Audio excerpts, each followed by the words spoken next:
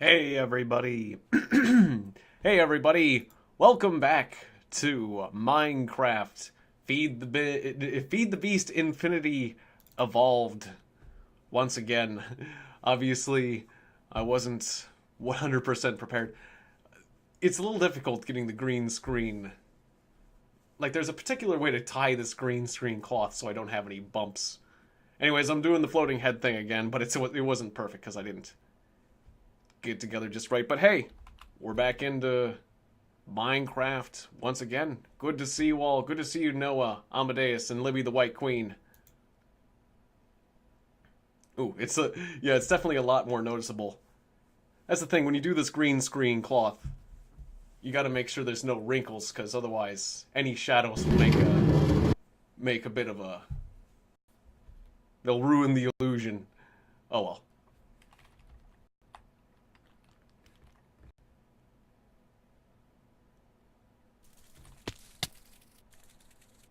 What? Okay. Tiegon fell from a high place. Did I? I just spawned. Greetings. Greetings, Amadeus. It instantly killed me when I joined in saying I fell from a high place, but all I saw was the ground. That's odd.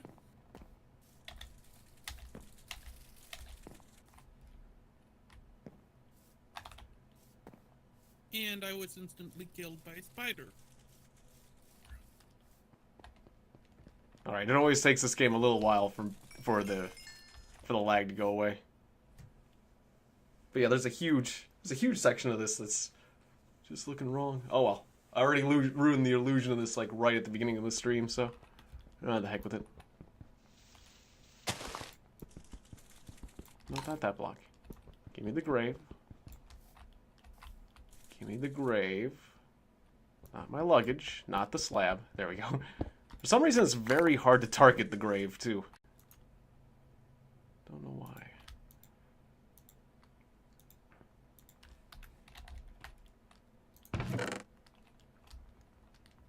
Alright, this game is always terribly laggy when I first get in. So that's just normal.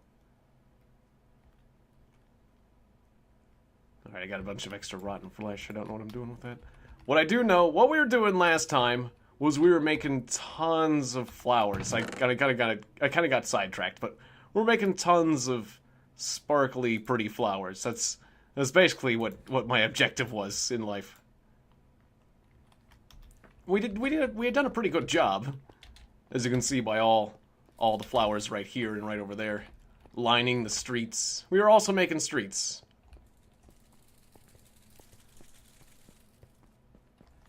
But yeah, the green screen cloth isn't looking good today.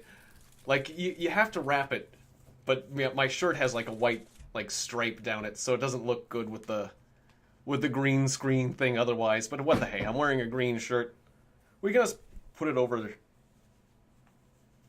Like, honestly, I don't have to like wrap it up so much. I can just kind of drape it over, and it looks all right. It's meant to do this properly before I was on camera, but what the hey. Oh, and then the cords underneath. I like that. Ah, well, whatever. The heck with it. Well, we're going with this. It's more comfortable anyhow. Oh. But I muffed it up. Like, if you like get it just right, there won't be any shadows and it won't look funny. Oh well, Minecraft's not a time to be uptight about that sort of thing. It's a time for putting stairs in random places. And upside down as well. Give me my axe. Let's clear that out. I don't know what... A yellow deviating lily. Alright. Don't care about that.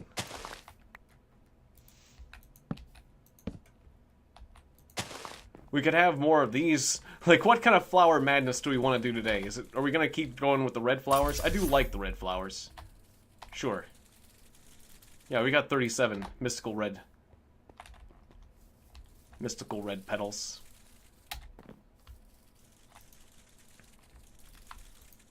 And like Amadeus was doing me a solid and making tons of bone shards for me, so that was cool. Tons of bone meal. Didn't I have a pair of shears somewhere? More mystical red flowers. Didn't I have a pair of shears somewhere? Or did I just, like, wreck that? Put those stupid flowers there. We can always just make a new pair of shears, say. Not there.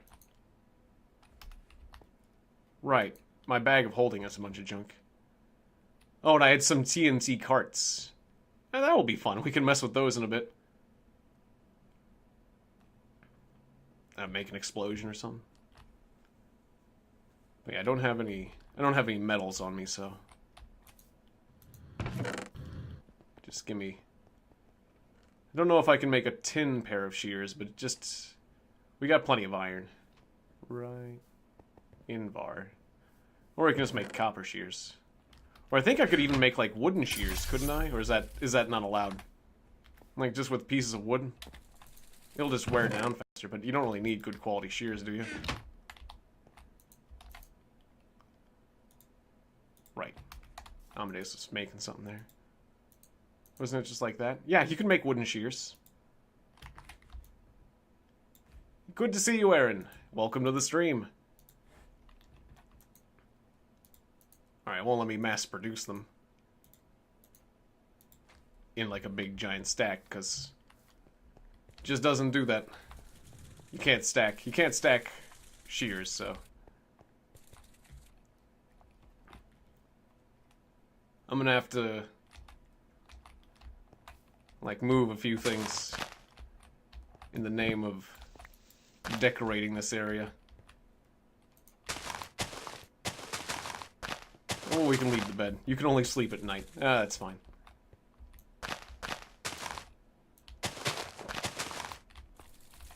Oh, we got some yellow flowers there. They can stick there. Whatever.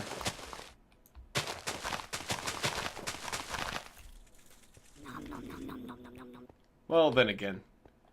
Now we can easily move these. Let's move these yellow flowers and get some reds down. It is important work, what we're doing here. Making the roads red.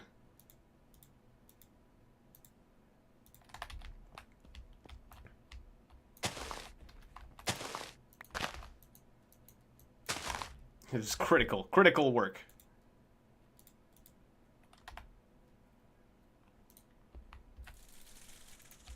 Ah, LJ, welcome to the stream as well.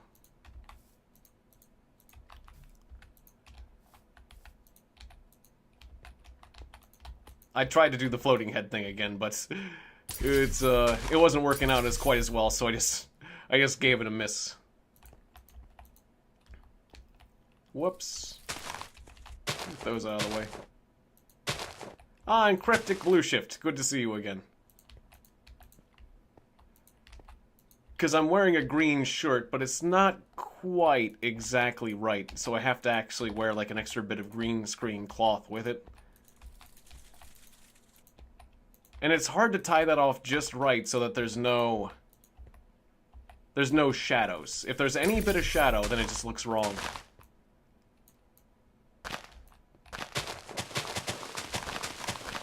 Yeah, I mean, I could try, but it's like the trick is to, like, tie it off, like, behind you, like, not in front. Like, you naturally want to wrap it in front of you, but I guess if I, like, wrap it behind me, I can keep it, like, flush to my body, because any sort of shadow, like, this looks fine, any sort of shadow, and it starts looking bad. But that looks perfect. Oh, I'm a ninja! Oh, the guards are coming! Ninja! Oh, are they gone? Oh, I can assassinate the feudal lord, you say? Alright, get the poison. Get the shurikens. Like that. You remember how ninjas do that? They, like, just hold up a screen and disappear. But, like, you know, I was doing something like this, but as soon as you start putting bends in it, you know, you get shadows and you're boned. And it's like, I was taking, like, I only had so much time between my streams. The effects are epic. It reminds you of Total War Shogun. Kinda. Yeah, definitely. Absolutely. I'm indistinguishable from a ninja. But yeah, once you get it, if you can get it just right, there we go. That looks better. That looks better. I just was having trouble. Before the stream, I was having trouble doing it, and I didn't have a lot of time, so I was like, fuck it. Well, that's close enough. Close enough, you guys. Yeah, and then you get started, like, if I start lowering my chin, though, they see the shadow. Oh well. I'm doing my best, you guys. Oh. But it's not exactly a extremely professional. We're not exactly the most professional thing in the world here. But it's not a shadow, it's an aura of the beard, yes. That's the thing. The beard has such power, it has its own aura. I suppose so, as long as there's no wrinkles.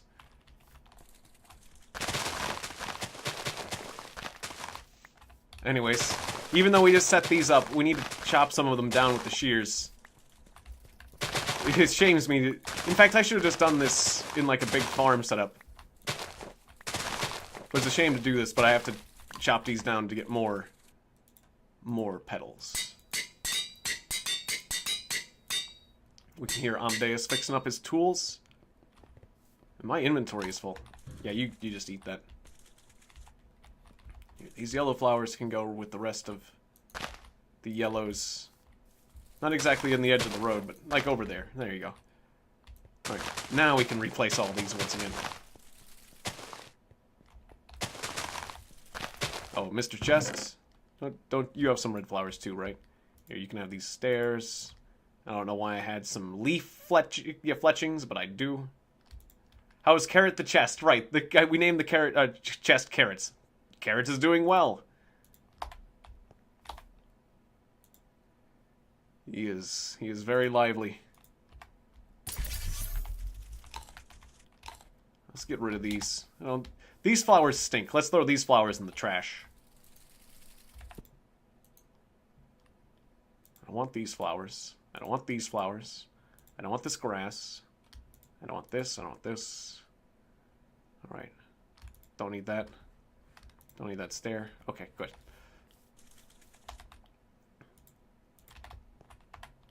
Just tired of putting things in my chest. Put more yellow flowers near my house. What was in my bag of holding? I forget once again. We can put these in that bag of holding. Don't need my bow and arrow. Or I don't need my bow, at least for now. Or at least one of them. Put away the shovel and the... this and that. Ah, hey, Jacob Colton. If you ever did Minecraft again, you just do mods? That's reasonable enough. Also, I gotta scoot myself up a bit. There we go. Yes, destroy all the colorful flowers. Yes. They must be destroyed. And then created once again. Right. Carrots? No, I didn't want to make a portal. Carrots. Alright, let's put this portal gun over here. Do you have more of my petals? You have more of these kind of flowers. Let's put those over here. Alright. It's gonna be Sparkle's Insanity pretty soon.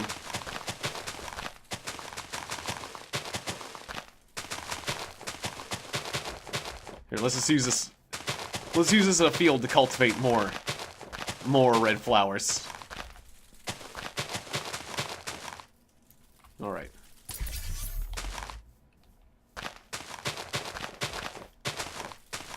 Like a nice solid block.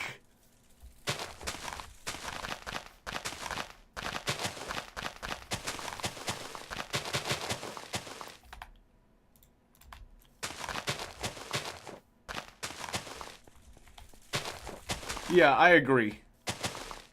Minecraft definitely holds a special place in my heart, too. It doesn't matter if people say it's dying or not.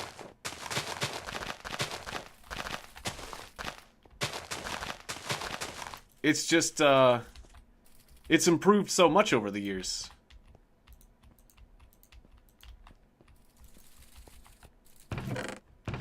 There's just, you know, every day there's more things to do in Minecraft because people are making more mods for it.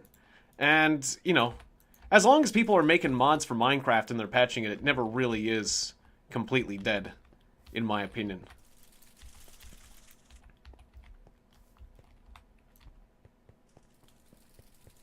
But yeah, certainly it may have fallen in popularity slightly.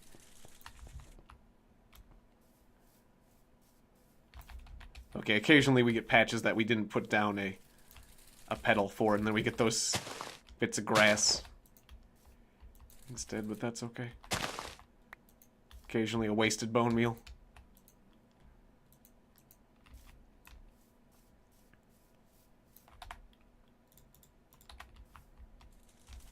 Still working with flower stuff? Yep, I'm still going flower crazy. No worries. Today's stream is mostly going to be flower madness. I've lost my head about flowers. Perfectly fine. As I'm also doing the floating head thing tonight. Ah, gotcha.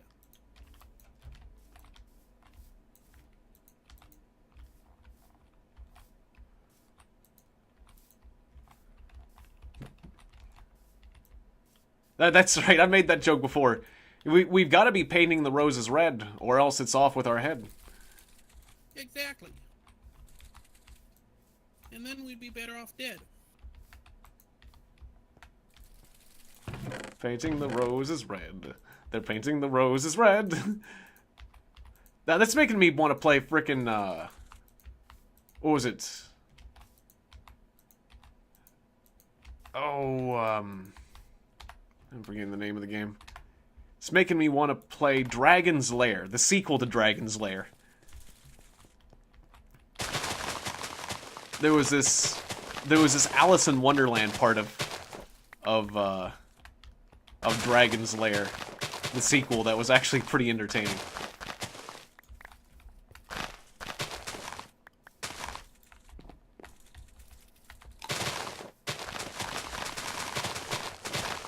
Yeah. Yeah, oh, Dragon's Lair was a classic. We had that game for the... what was it? The Sega... well, the Sega CD, that's right. It was the Sega CD that we had that game. Where I had the... no, don't punch the flowers, you're killing them. And not in a good way. Oh, there's actually a lot that we didn't grow. It's funny how I said that. Don't punch the flowers, you're killing them. Not like cutting them. But like that actually, you punch the flowers, they actually disappear. You need the shears. But yeah. Dragon's Lair is an incredible game. Both the original and the sequel are great. Dragon's Lair. And yes, Jacob, we should be able to make a forge. I think we have something like that. Or the Tinkerer's Construct. Oh, whoops. No, give me a seed. Alright. So let's process these once again. We have tons of stacks of flowers now. Stack after stack after stack of flowers. Let's make sure to place those. Make sure we didn't miss any spots here along the road. We'll just do the whole roadside. The roads must be lined with flowers.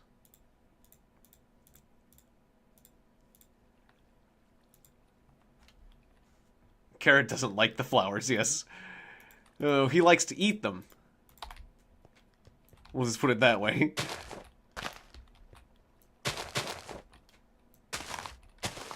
Don't kill the flowers.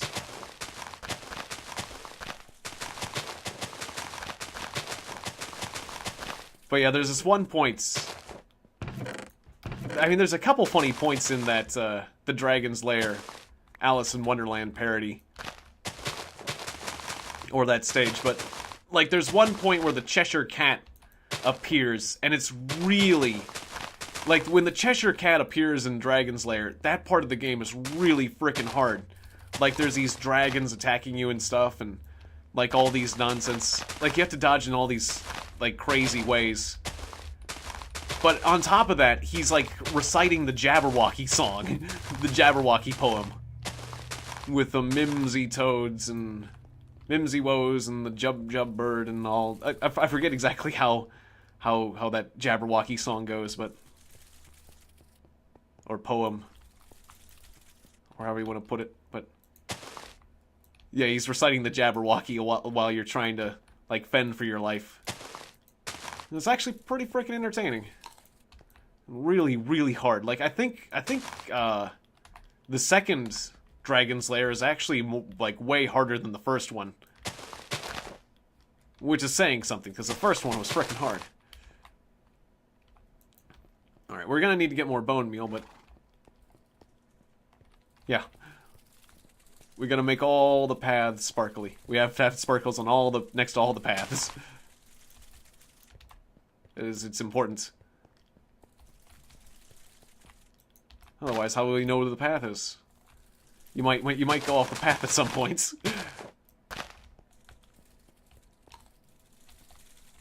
Alright, there can be a few blue powers. Few blue flowers on the path, I guess. Now let's relocate these. We got it to be uniform red. It's weird how you can actually, like, hit the smaller flowers, and they won't die. They won't just disappear, but the larger ones, you have to have shears for. Otherwise, they'll just disappear.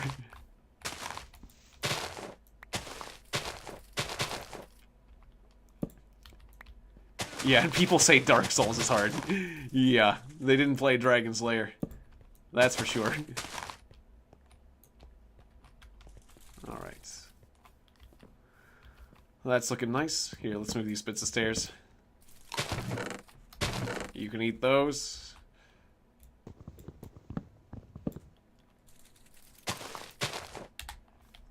Alright, I'm gonna need more bone meal. Yep.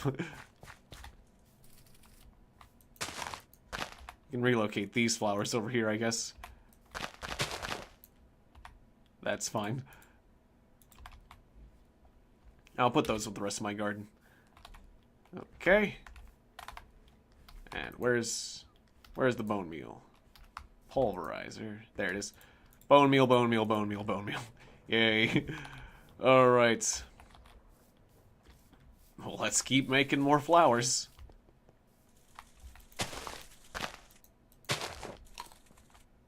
That's not sparkly. Non-sparkly flowers must go to the underworld.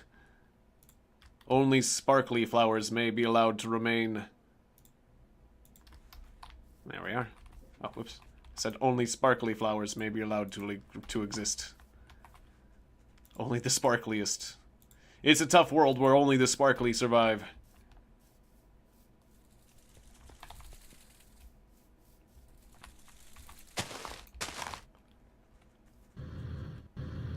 Oh. Oh, I'm sorry to hear that, Libby. Why is it when you want the police to catch your neighbors being jerks, they are really busy? Yeah. Sadly, that's pretty typical police behavior. Never there when you need them.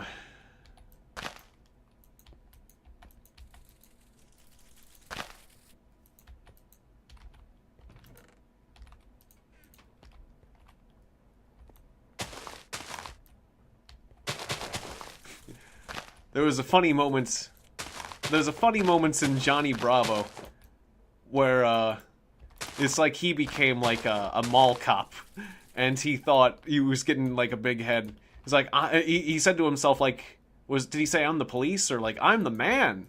That's right, because yeah, the police are the man. I'm the man. Now to find somebody to hassle. Look at me. You know, I'm a police officer. Now to find somebody to hassle. It was a funny joke. Just the punchline. It's like, you thought he was just gonna be like really happy that he's a police officer, but no. I'm a police officer. Now to find somebody, did he say I'm the man? I'm the man. Yeah, whatever. That's what they, but yeah, that's, generally speaking, when a police officer's not busy and go around hassling people.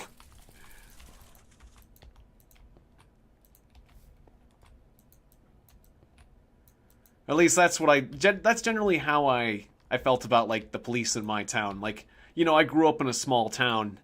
It's like, it's much nicer. Actually, hey, horse. Do you enjoy... Get off the... Oh, you can right-click on a horse to make him do that. Oh, good. Anyways. What was I just saying? Yeah, that, really, I like being in a big city. now. Way more than I liked living in a small town. Because being in a small town, I had police that had nothing better to do. And when police have nothing better to do, they just go around harassing people. And so, generally, like the police with the small town police, it's like you would do whatever you could to make sure that they didn't notice you. Whether it's not making eye contact, whether it's not, like, driving anywhere near them, whether it's, whether you're in a car or on foot. Because if they decide to take notice of you, and they wanted to interact with you, the only kind of interaction you would get from the police is not the positive kind. So, now, in the big city, I can actually, like, say hi to a police officer, I can make eye contact with a police officer. Here in the city, in the big city, here in the city, though, it's like, they've got bigger fish to fry. It's like, the country police, or the small town police, the country police, the police in the small town I grew up in, they just, yeah, like I said, they were looking for something to do. The police in the city, they've got things to do. They've got real criminals to catch and to deal with. And so they're not gonna mess with just some guy who just is there for no reason. Like, to see if something... They're not gonna give someone a shakedown just to see if anything shakes out of you. Just to see if anything happens, but... Oh, small town police can be like that. I'm not saying they're always like that, but they certainly can be. So I've, you know... I don't know, that's my 2 cents about that whole thing. Anyways, yeah, now all the roads are lined with red flowers. Well, except for this area.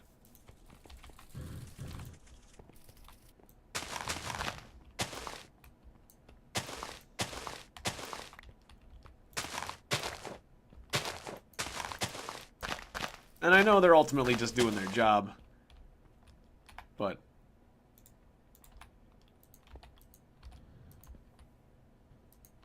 yeah, I don't know. Like, I had too many of my friends and family members just have a hard time when I knew they were just, like, you know, perfectly good citizens and weren't doing anything wrong. Just that kind of thing starts to get annoying after a while.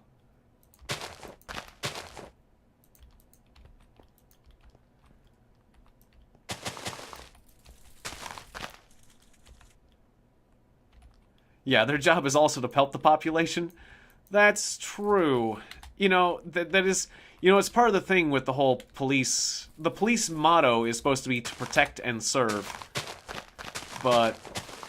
yeah, I don't see them doing as much of the serving part. Protecting, sure. But... oftentimes they seem to serve their own interests. It's true. So the idea of your friendly neighborhood police officer in a small town. Well, I mean, at least that's not the experience I had. I mean, you know, certain small towns are better or worse than others, so... you know, again, your results and experience may vary. But generally, when I'm in a small town, I tend to avoid the police. Even if I've done nothing wrong. Because... even if you've done nothing wrong, like, you don't act nervous, because if you try to avoid the police too hard or act nervous, obviously they'll hone in on you. But you try not to give them too much attention either. You don't go up to them and say hi and be nice, because they're not exactly gonna be nice back. That's sadly what I basically learned to expect from them. So, whatever.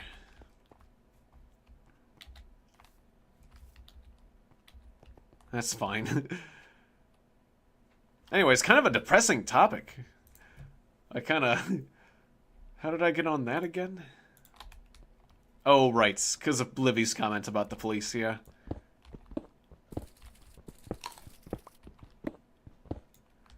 But, you know, just like any group of people, there are good people and bad people in every group.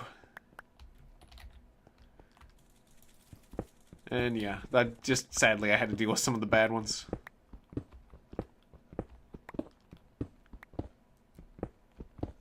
It is a shame when, like, police corruption was a pretty bad issue where I grew up too. And it is really a shame when the police essentially work together against the citizenry instead of working for their own people. Like, well, yeah, it surprises me how oftentimes corrupt cops won't turn each other in, but instead help cover up that kind of stuff. Where it's like, the corrupt cop, or, yeah, dirty cops, like, the good police officers should want to get rid of dirty police officers, like, as much as they possibly can, because a dirty police officer ruins their reputation. It ruins all of their reputation. But there's kind of a stigma there that it's like, instead of serving the populace, it's like one of these us versus them mentalities, yeah. Where it's like, we gotta pull one over against the people because the people are not on our side. I don't know. I'm in the nether right now. Need anything? Not that I can think of. Alright.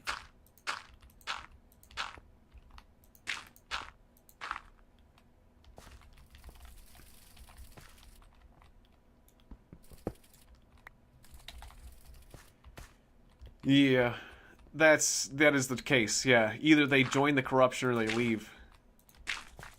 There's a bit of a solidarity when it comes to police. When it comes to the police, that it's unfortunate. We'll just put it that way. And then but it's like, it is somewhat hypocritical. It's like, if dirty cops aren't willing, if good cops aren't willing to rat out dirty cops, because that's the thing, they see it as being a rat, then how can they expect ordinary citizens to tell the truth about crimes and rat out, you know, it's like, how am I supposed to rat out my peers when you're not willing to just, well, I mean, just to tell the truth about what your peers are doing? Otherwise, you know, it's like the whole idea of citizens doing that no snitching thing, saying no snitching. It's like, I mean, that it almost kind of makes sense. I'm not saying that I'm not saying that, like, covering up for crimes is justified in either case, but it's kind of hard. Yeah, it's kind of hard. If the police are being hypocritical, it's kind of hard for them to make that claim to ordinary citizens. Tell them what to do. I don't know. Police corruption is a shame. Corruption in general. It's like, there is a lot of corruption in our society. Whether it be politics or this or that. Oh well. Again, I'm kind of getting things heavy. This is Minecraft. This is a happy, fun little game. It's not... Well, I mean, it's easier to talk about that sort of thing, I guess, because I can think about it. But yeah, I'm definitely not saying that there aren't... Like, there are good police officers. There are. And that's what makes it all the more a shame, is that, like... You know, I can be kind of mistrusting of police officers because I've dealt with so many corrupt police officers that, you know, I might not give the good ones the chance that they deserve. Or I might not, you know, I might be afraid of them or whatever, this or that. I don't know, there's certainly been... But then again, most of the really good police officers I've met are here, like, in the city. Where, again, they have better things to do than just be mean to me because I'm there. Oh. And I might have something to do with a crime if they just push hard enough.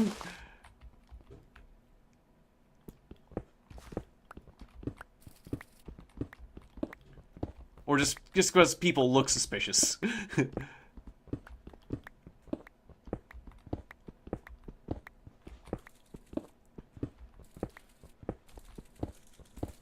What? Why did we pull you over? Because you were driving suspiciously. Because you looked suspicious. Because you fit the description. That's like...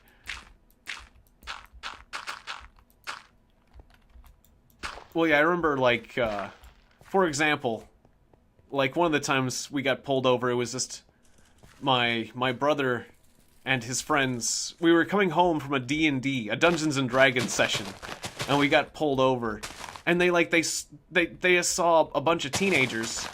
We got pulled over for no reason, except for that we were teenagers, a car full of teenagers, and we were going home at 1 a.m. It's like, isn't it a bit late for you guys to be out here? You know, what are you boys doing?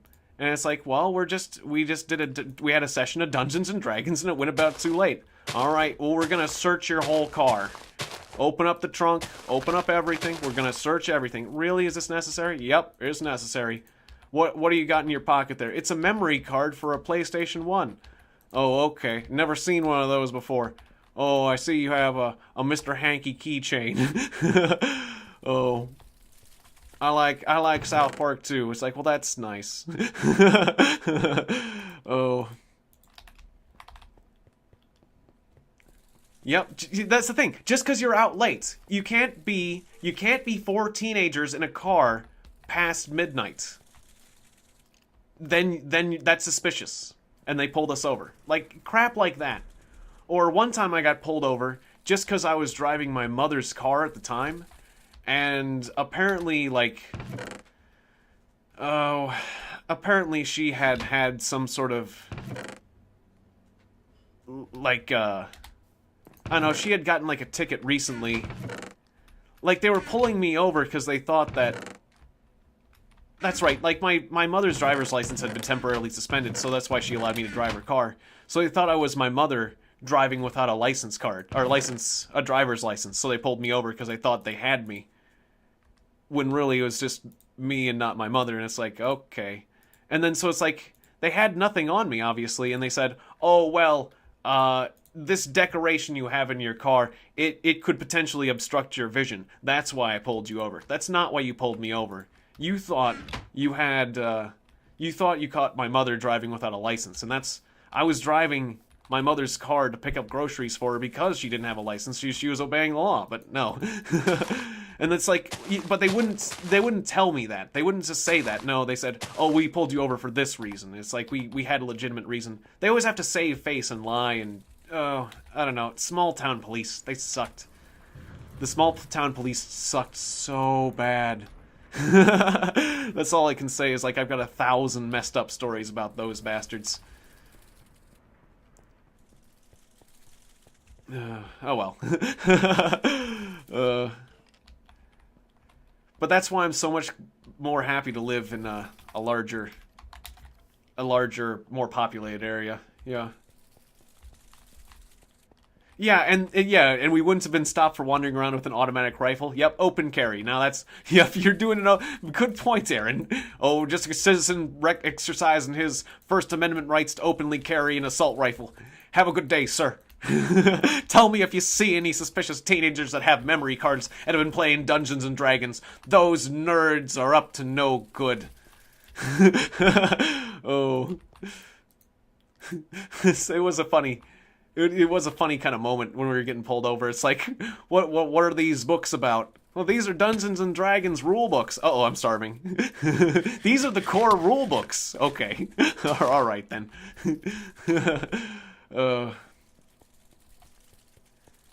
Yeah. Oh, well.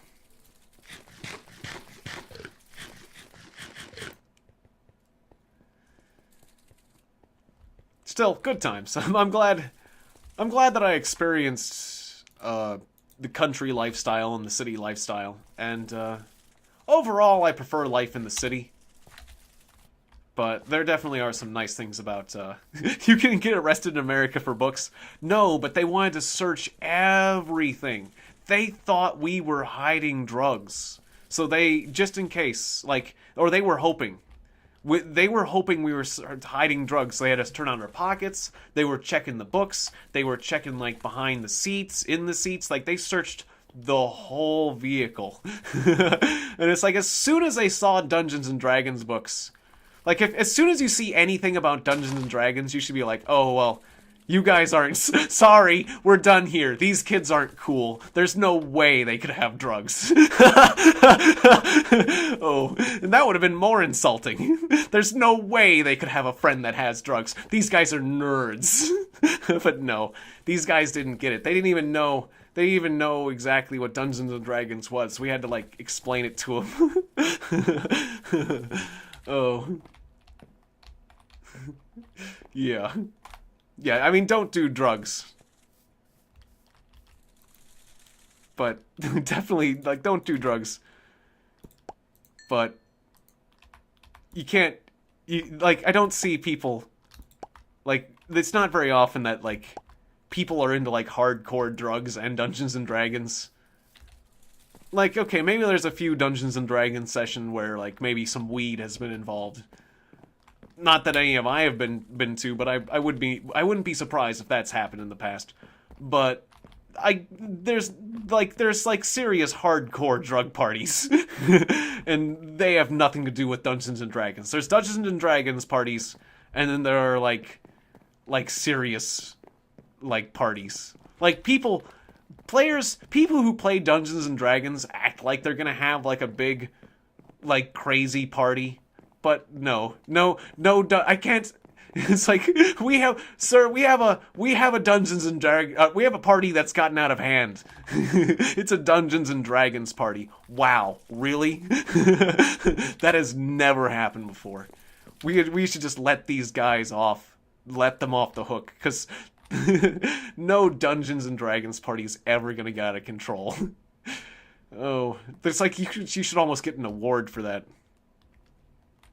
Anyways, check it out. We just jumped off our launch pad with our yellow flowers, and we got all the paths lined with red flowers now. It looks beautiful. Oh, wait, that area doesn't have red flowers. We gotta take care of that. We gotta take care of that right now. No! What? Why? I was... Oh, That seemed painful.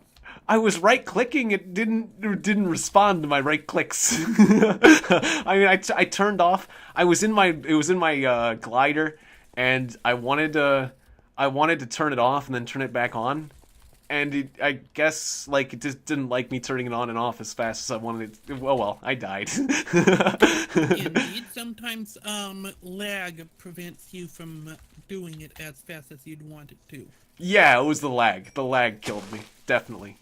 Exactly.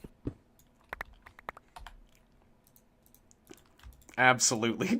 I just like the way I was like, no. Yep. No. Yeah, Tiegon. Yeah.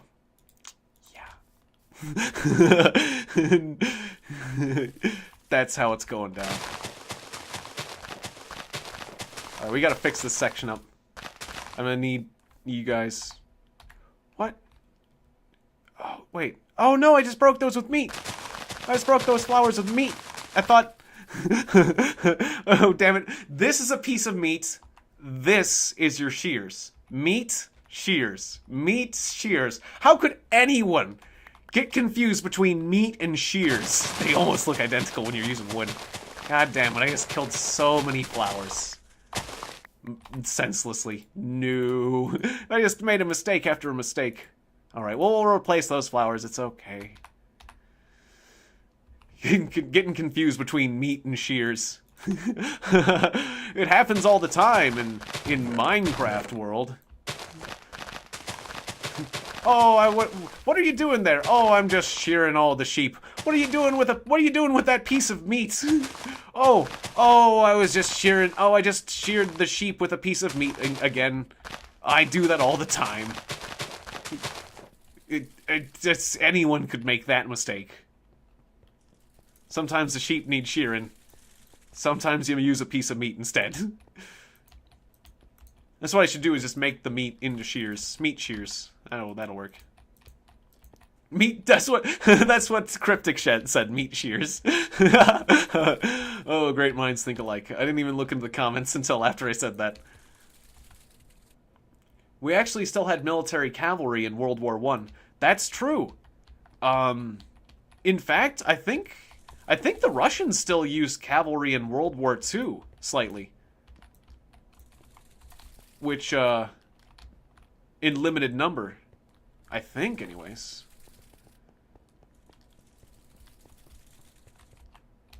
And certainly horses could get you around quickly. I hear there are, like, cavalry units...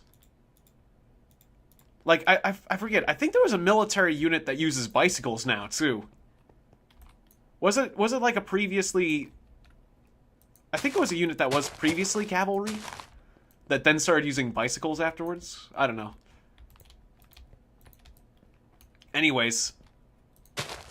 Yeah, I hope they didn't actually, like, charge into machine gun fire with horses.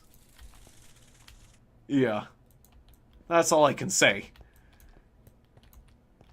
I don't know, I'd have to...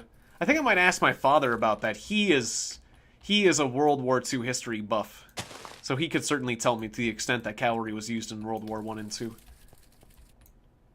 Like, I hope it was just used as transport, not as, like, a combat thing.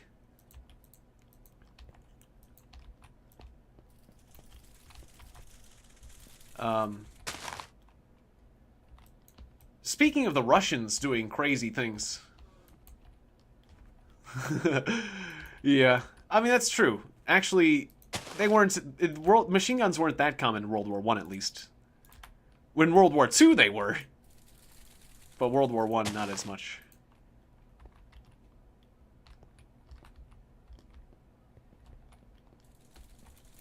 But one of the really crazy things the Russians did in World War II was they tried to do like a paradrop, or a, like not like a paradrop because they didn't use parachutes, but they tried to do an airdrop where they were dropping infantry from an airplane, but yeah, without parachutes.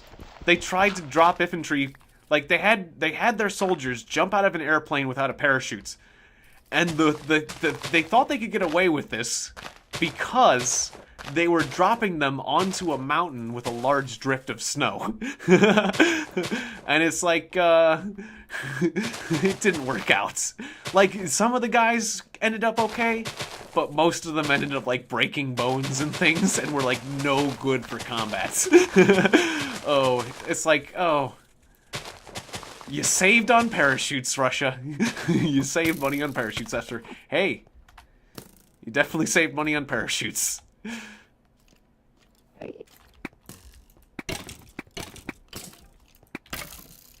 But yeah, that's... Like, you can look that one up. That's like a historical... Like a mini ender.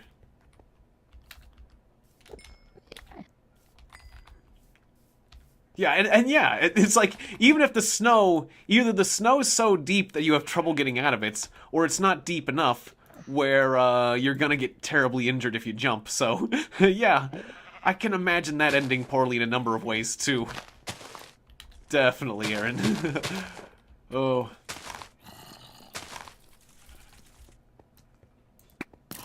But yeah, that was another one. Yeah, just dying there. That was another one that I learned about from my dad, like, a long time ago. And then, later, there's this anime. This Japanese anime that's actually kind of funny, but kind of weird at the same time. This Japanese anime called Hetalia. It makes jokes about World War II, and it basically... what was it? It was called, like, Hetalia Access Powers. But it's this anime where it takes, like, different countries and tries to personify them as, like, an individual person. So it's like, when the nation of America did something in World War II, they would be showing, like, America as a person doing things in World War II. Or, like for example, Italy. Italy is a person who always is like waving the white flag, and doesn't want to get into fights, and is always relying on Germany. And Germany's like tougher and all that stuff, and I don't know, it's kind of interesting. But in any case, so they had in that anime, they actually covered the Russians jumping out of a World War II plane into the side of a mountain. You know, like in a deep snowdrift on the side of a mountain. And it was like, but it was like Russia the person. It was like in like newspapers, like, why did Russia do it? Why did Russia jump out of the plane? Oh. Oh, I missed your chats earlier. Sorry, I was kind of focused. Wanderer says, hey, if you were in a nuclear shelter and you survived a nuke, and this timeline is where robots exist and you have one set of parts for a robot, would you bring back your love, your son, daughter, mother, etc.? Well, I mean, like, you're talking about like putting a human brain in a robot body? Like, I don't know, that'd be a really nice thing to do to your parents, because, like, I guess then, you know, like, if you're being put back in a robot body, then, like, I guess the frailty of the human form isn't as bad. I mean, otherwise, yeah, I guess, but if you're saying that all of those people are dead, I guess I bring back Libby, sure. Yeah. I don't know. if that's what, but the thing is, like, what if the person doesn't want that? You know? And they become like a kill machine. It's like, I didn't want to be brought back to life, but I do know that I want to kill you as a punishment for doing so to me. How dare you do this to me? I'm gonna do something to you. I don't know. That's usually how it works, right? In any case, I need more bone meal. Oh, I got a zombie head. That's a great roadside thing. There you go. Yeah, like Soma, exactly.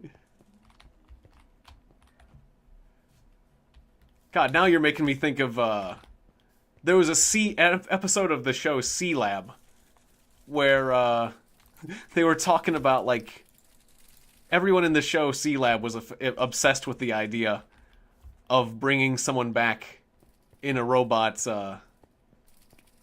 like the rules of being brought back in a robot body.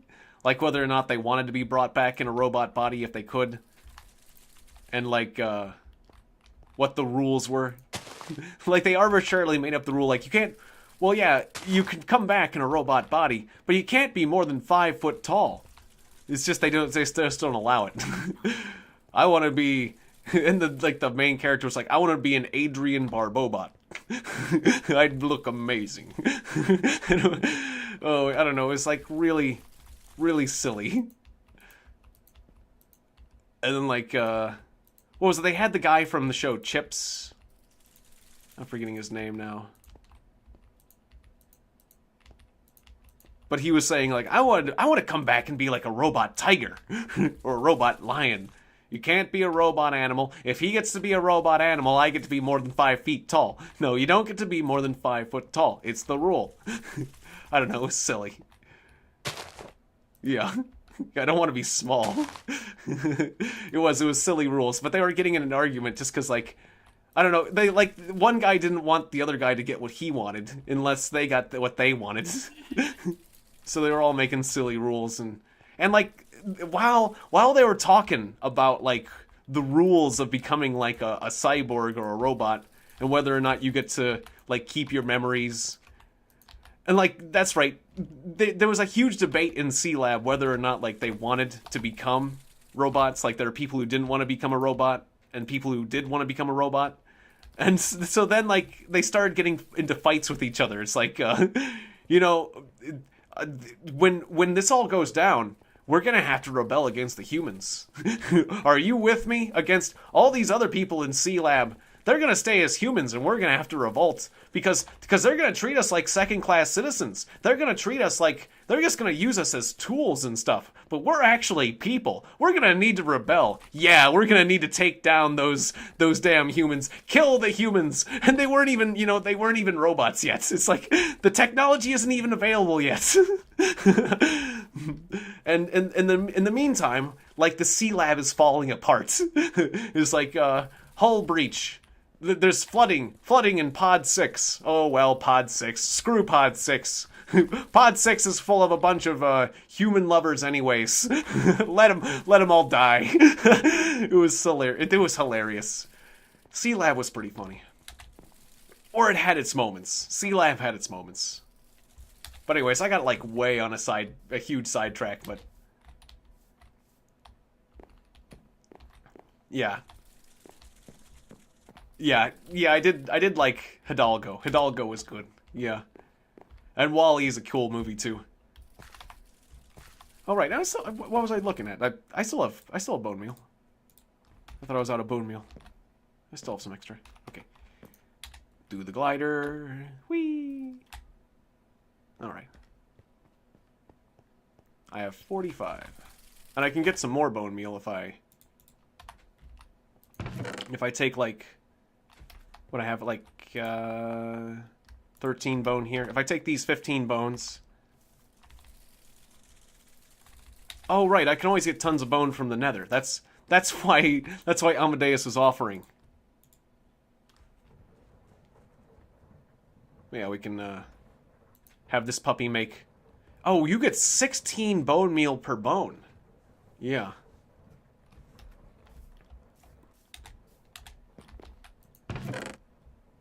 That's right.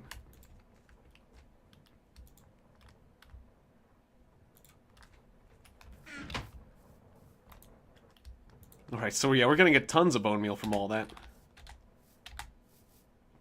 And pretty soon, all these streets will be entirely covered in flowers. I'll have to take out these ones, though. So we need a few more petals. Grab that. Missed a bit of a spot here. Okay, good.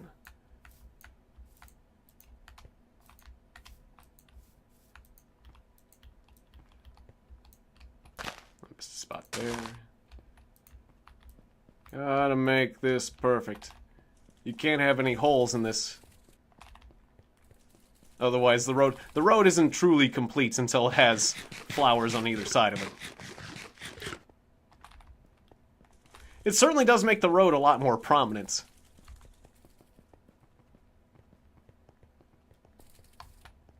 Certainly also helps for ambushes as well, if anyone wanted to ambush you from the side of the road.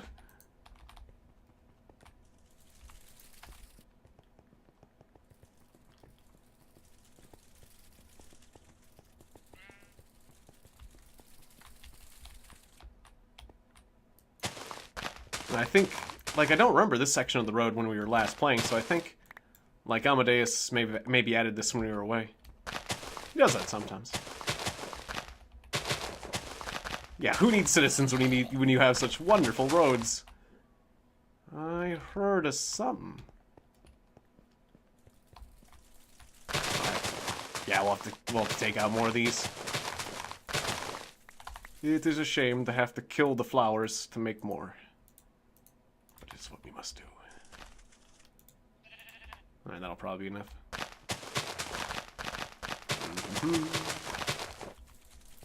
Oh, I didn't even use bone meals on those ones.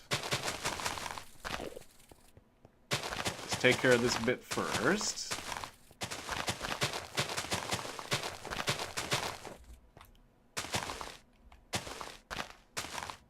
Actually, I probably should raise these up so they're the same height with the rest of the road. That's important too.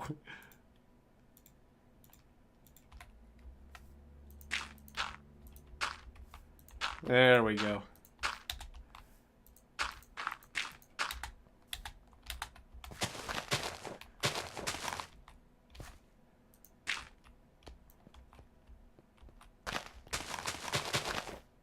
Alright, looks like I had just, well, no, I was gonna say, I thought I had just enough, but not quite.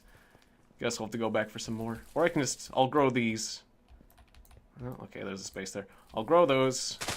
Shear these. That should be, oh, I had another 16. Right, another 16. I'm pretty close.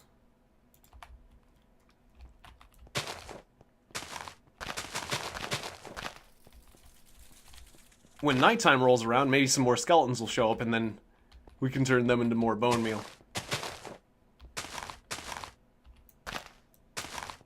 Get that flower out of the way.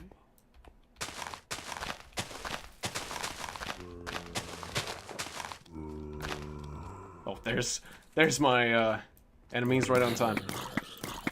No skeletons, though.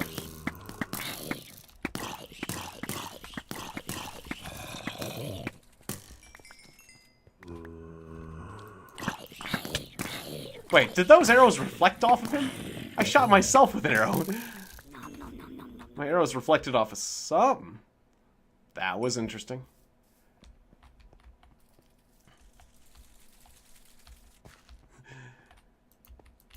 Yes. Yes, the common citizens, commoners, will not be allowed on these roads. These are roads for truly high-class individuals. Only the nicest, only the greatest people of the most esteemed, ranks and citizens of the highest order and greatest reputation can be allowed to walk on such brilliant roads. These are roads fit for a king. Peasants will walk on these roads only if they dare. Only if they dare tread above their station and risk the consequences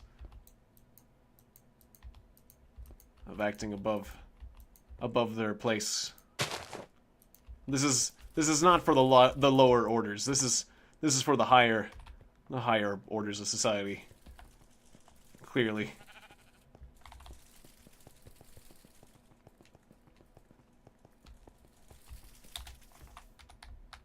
A witch! Don't you throw your nonsense at me, witch. I got more to throw than you do. That is a dead witch.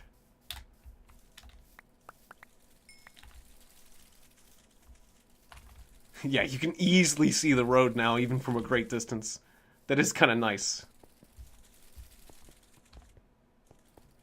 Yes, only the citizens of Tiegon will be able to use them. Yeah, the Tiegon sounds nice. That works. I like this name. I do.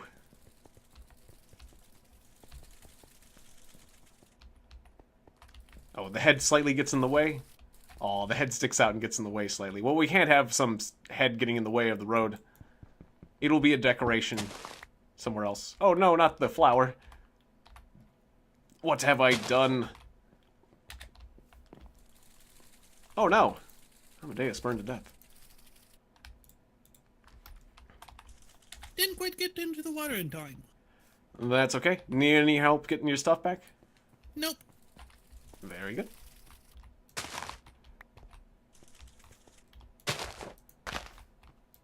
Alright, so we got some more bone meal. Also, it does look like we need to torch up the road. Ah, yes.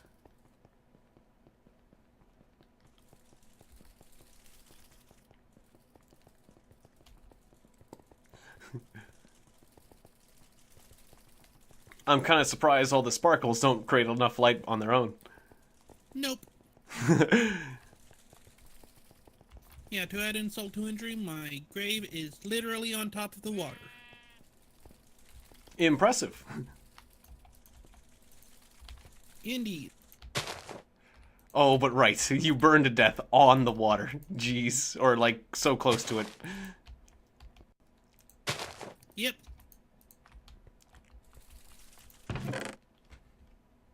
Ah, okay. Just wondering what was in the chest. Alright, we're almost done.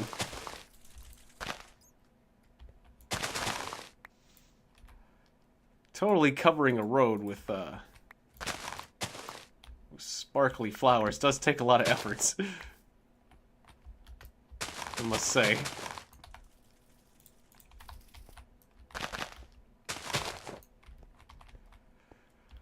Alright, we're gonna need to shear some of these some more of these bad boys. No, don't punch the flowers because your frickin' shear broke. I hate it when you do that. And by you, I mean me.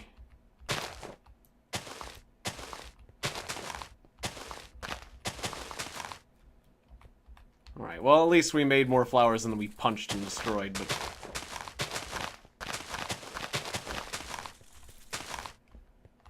it still makes me feel like a cad. You cad! How could you harm such innocent, pretty flowers? You brute.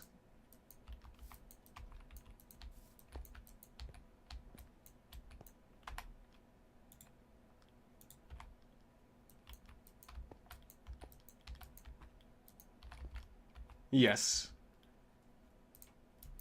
Or, I'm thinking back to the Bugs Bunny cartoons now. Like there were times where Bugs Bunny would try to, like, dress as, like, an old lady. Or, like, something like that.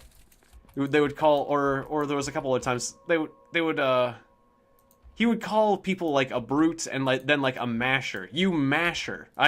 I've heard people, like, called a brutes, but it's been a while. It's been since a Bugs Bunny cartoon since I've heard somebody called a masher. You masher! What a horrible brute. Or, like, that was a 1950s insult, calling someone... Like, you could call someone a thug. You could call someone... like, a brute, or... There's, like, a whole other bunch of words that are still used today. But masher. Masher's one that isn't. People just don't go around mashing things anymore. Alright, we need just a little bit more bone meal. We're so close.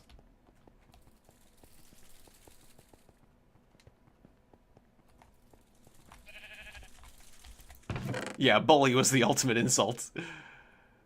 Totally. Alright, so Amadeus said I needed to add torches to this to make it safe. So, like, we can see anywhere there's yellow, we need to add a torch.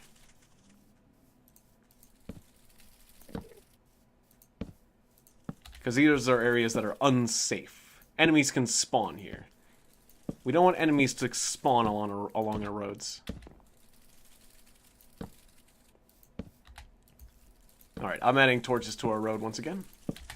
Thank you.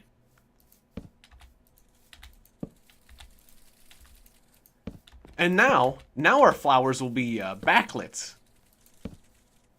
Oh, sir. Have I played Oh, Sir? Oh, was that... I mean, I haven't played it, but I think, I've seen someone play it. Or play it. Also, I gave our smeltery a slight upgrade. Very nice. As I think you might have noticed. Yes, yes I have. It looks very nice. Or it looked very nice. Anyways, now my flowers will be backlit. Oh, sir, that was that game about... That was just like... Basically an insult simulator kind of game, right? Where you'd kind of construct insults. It is a delightful concept, yes. But... It's not one I actually own, but... I have seen... one or two people play it.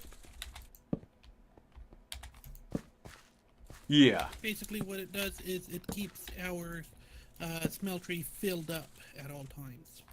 Oh, very nice. Alright, so yeah, we shouldn't be seeing any yellow on the road itself. And yeah, now my flowers will be impressively backlit for even more dazzling sparkliness.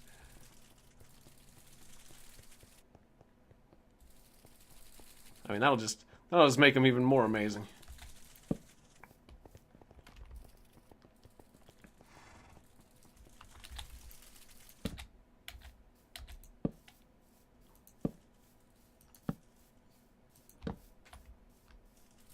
Amadeus putting the torches right down the center, which that works too.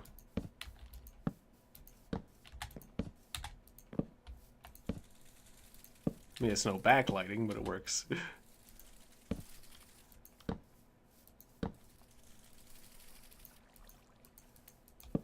There we go.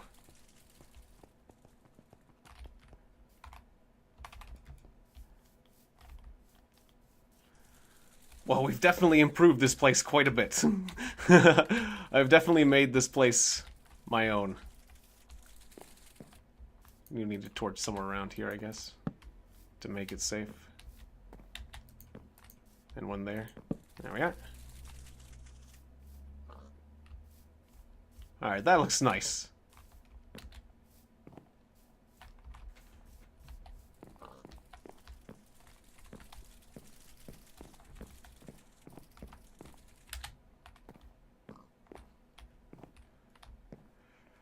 Alright, well.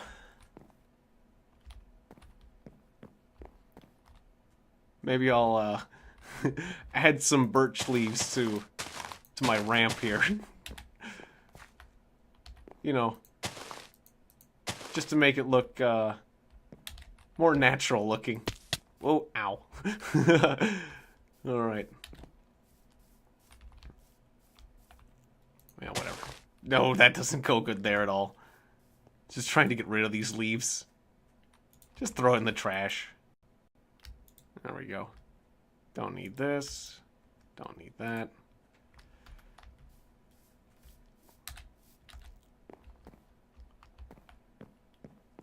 And now, let's actually do something a bit more adventurous, shall we? Oh, I forgot I had 45 frickin' sapphires. That's a lot of sapphires. I can definitely make some more armor or something out of that.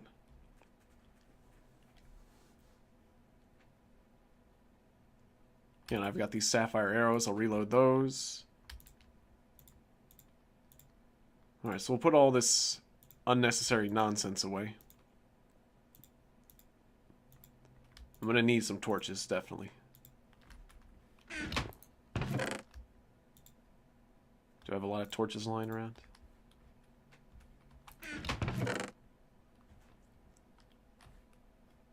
Oh, and there's a bunch of rubies. Definitely I'll take those gemstones, because those are useful. Take my extra arrows. Alright, load it up with arrows. We'll take out a lot of this extra junk in my bag of holding here. Guess I'll put a little bit of road here. Sure. I have a square.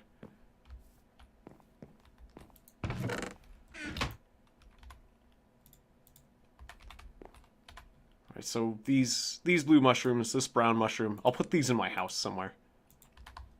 Because they can grow in my house.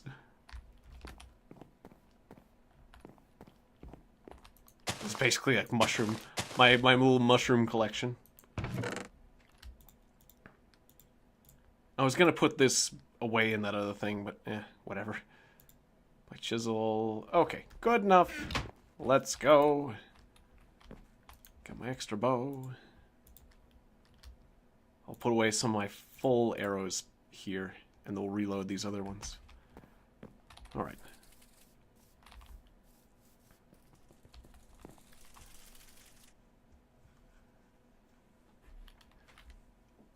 Ah, there's no trash in Tiegon. It's called donation deposit for the plebeians.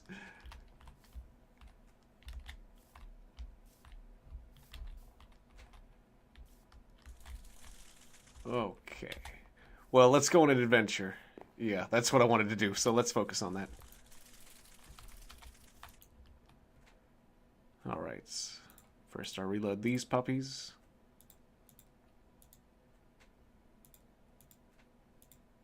Oh, was it like this? The other way around, right? Click, click. There we go. Reload. Reload.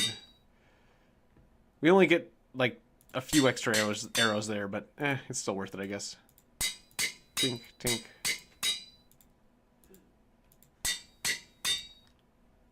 Alright. Then the ruby ones. Good enough. And I don't seem to be carrying any extra per dots, so much for that. Oh, did I leave my rubies in there? Give me those. Oh, and I have extra blue flowers, okay. Well, they can go right here.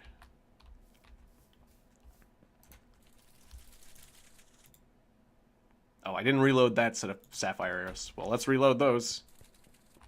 And then finally we can get back to something more adventurous. Ding, ding, ding, ding, ding, ding, ding, ding, ding. Alrighty then. We'll keep these for reloading. Wow, I'm not going to reload that one. It's like I've had enough reloading arrows for now. Okay, so I got my bow, my backup bow, lots of arrows, my sword, my axe, my shovel, my pickaxe, my food, my portal gun, my bag of holding, my jetpack should I need it. Alright, let's go get killed.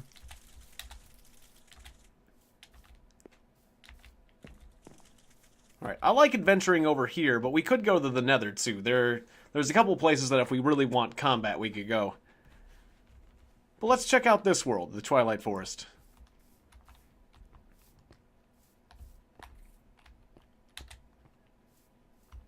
I'm having a bit of a go in the Twilight Forest. Well, what are you up to right now, Amadeus? Right now, I am making the farming structure. Ah, very nice. Alright, I'll leave you up to that then. Alright, would you like to see my progress so far before you go? Oh, sure. Alright, you'd probably need your jetpack. Sounds good. I got it. I mean, unless you want to take the fast way down. Oh, also I need to get rid of my death waypoints. Yeah, I had to do that earlier as well. There we are. Slap my jetpack on. I might want to remake my armor too. It's getting pretty shabby.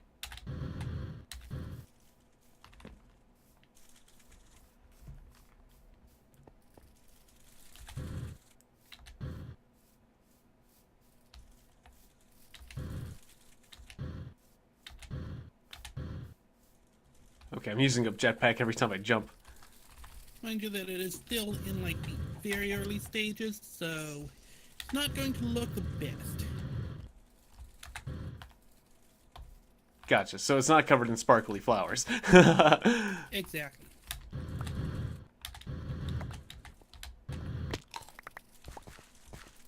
Basically, it's going to be a multi-story structure.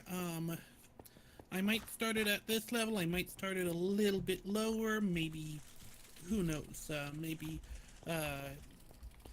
bedrock level, and there's going to be multiple floors with a lot of different things going on. I see. Yeah, it's an impressive structure. Thank you. When all's said and done, it will be even more impressive. I'll take that per dot.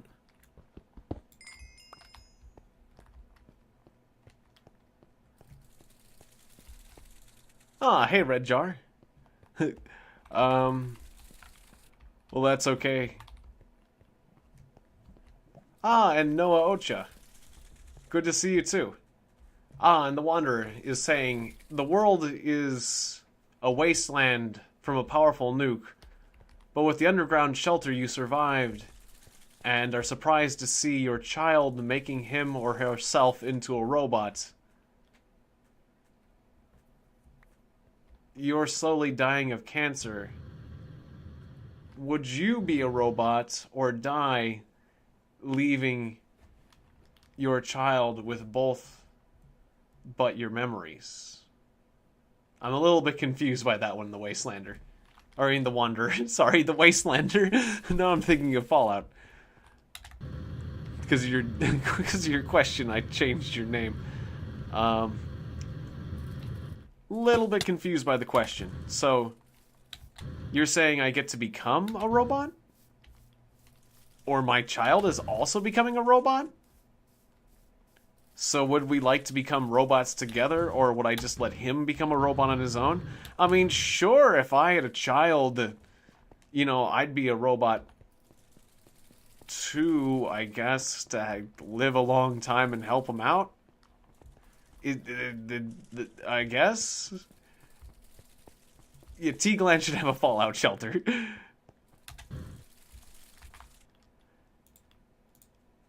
Or is it a choice between... Is it a choice between my child or me becoming a robot? Or... I don't know. I mean, if the choice is that I'm gonna die or become a robot, I guess I'll be a robot. If the choice is between me or my child being a robot, because neither of us are going to... If somebody's gonna die and they have the option to become a robot, sure. Like, I guess I'm okay with that.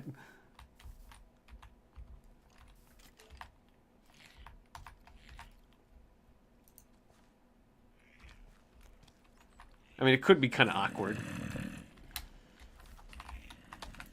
Obviously, there could be some heavy-duty moral implications with what you're doing. But I'm generally from the school of thought that, you know... Well, there's, like, most things are better than being dead.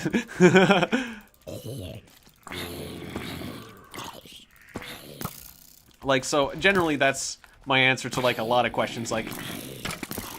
If the choice is you die or you have to do X, usually I'd be willing to do X, unless it's pretty extreme.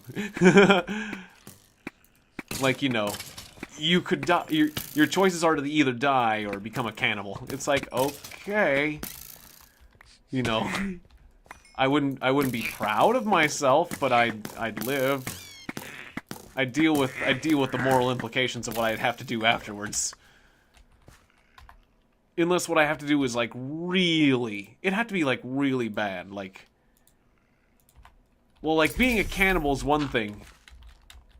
But, like, as long as I don't have to, like, murder the people, like... I don't know. Okay, it's better to forget the random question. Okay, the Wanderer. Yeah. That... Fair enough.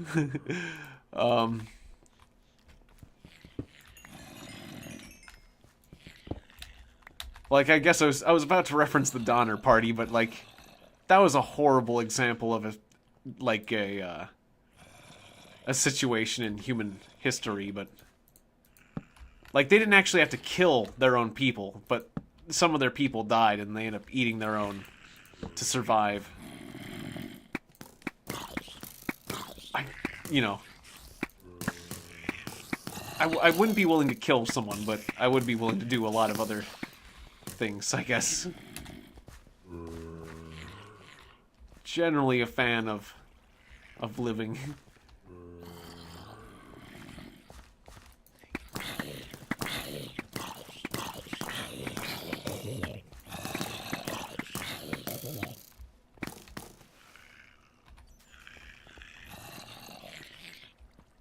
I'm hearing some very angry monsters. Oh no, this is a shovel kind of thing. I want to have my... Yeah, I'll just put away the axe. I want to have my torches on, too, so I can see. Alright. Hello, monsters! Well, I'm definitely hearing you just behind this wall.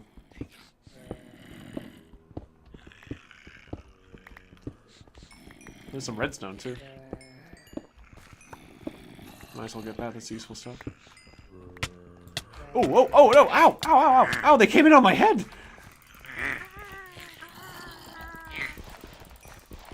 Whoa, he just teleported. Okay. There's a kobold party on my head. Glad I had good armor. That was a bit of a surprise. I thought they were, like... I thought they were over more. Like, finish up this redstone before I fight the rest of the monsters.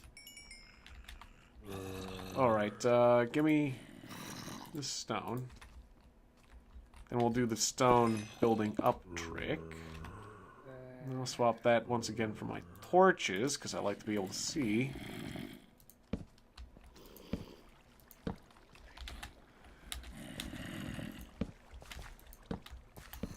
This is definitely an interesting monster cave. Hey, monsters! Where are you? Monsters? Maybe they're below me. Amadeus said silver ore is kind of hard to come by sometimes, so I guess I'll grab that. We got a bit of a natural tunnel here. Alright, well now I need my axe. If I could put my axe away when I'm underground, but no. You need loose. I say I need an axe.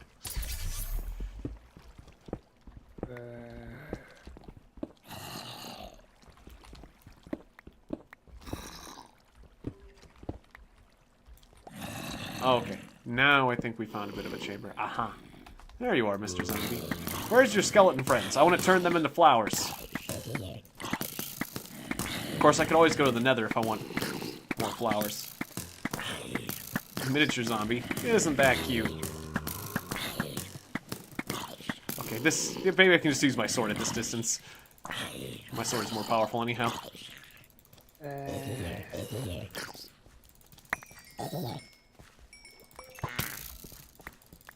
Oh, another party. It's a monster party.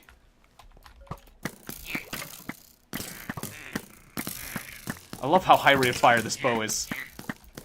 Open fire! You know, it may not be, like, the most damaging bow, but the rate of fire is phenomenal. I like the idea of keeping all my enemies stunned.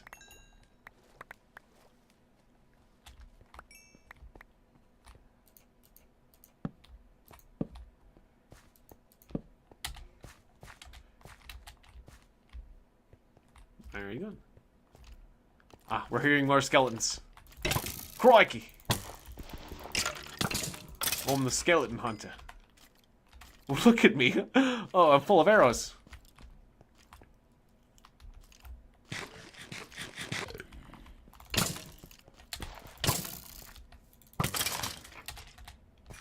Oh, I got a skeleton head.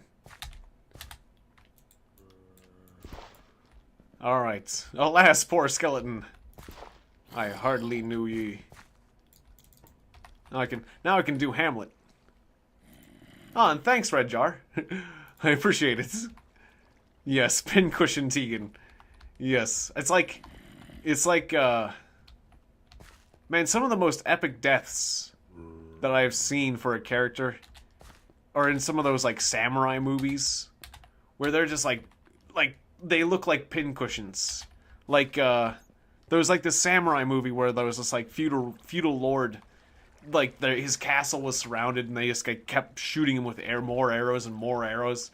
And he had, like, his samurai armor on, but, you know, they ended up, like, shooting him to death anyways, and he just looked like a pincushion at the end. It was, like, those samurai films can get really intense sometimes.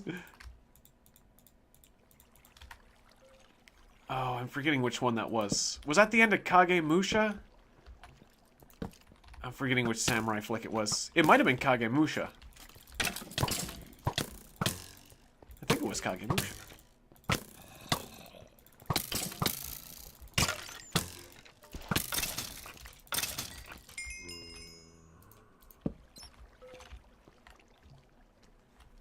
Yeah, that one was a good one. Another really cool samurai film was Hidden Fortress. People have said that George Lucas may have found inspiration for his original trilogy from the movie Hidden Fortress, The Hidden Fortress, which is a Japanese samurai flick, because there was like a princess. And there was like these two guys that were kind of like, there were like these two guys that like were employed to like take the message.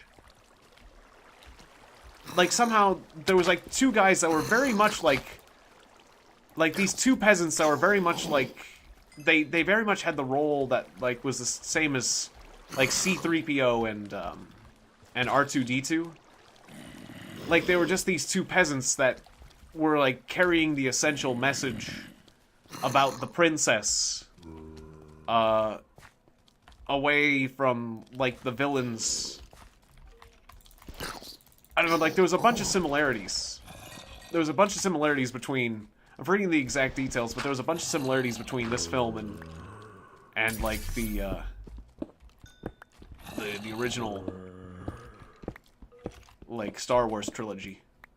So they were actually pretty cool, but those ones are in black and white, but... I think Kagemusha was the one with the really brutal ending. Are the monsters all above me?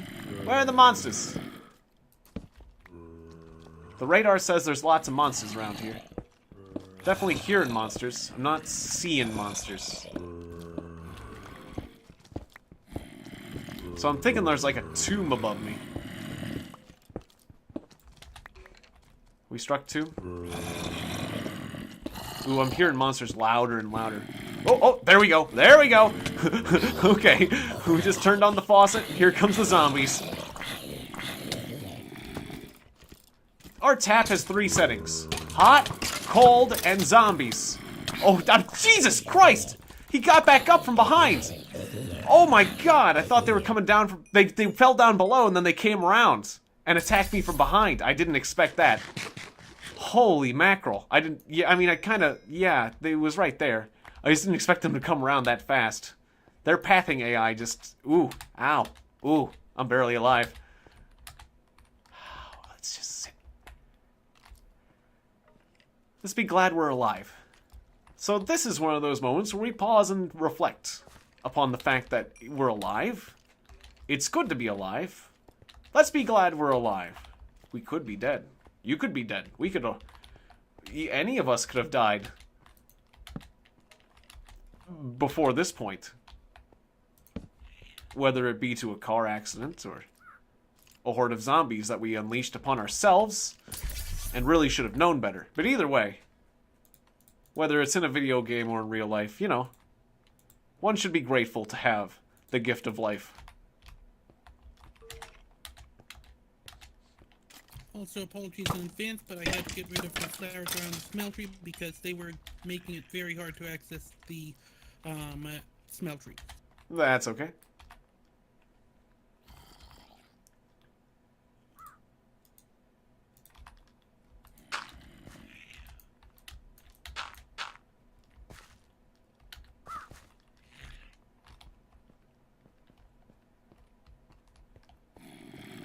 Not the flowers around the smeltery.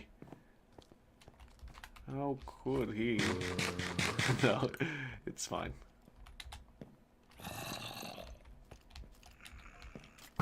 Ah, there's my skeletons.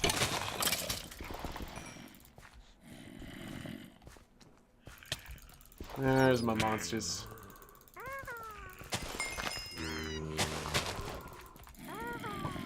Those kobolds seem so cute even when they die.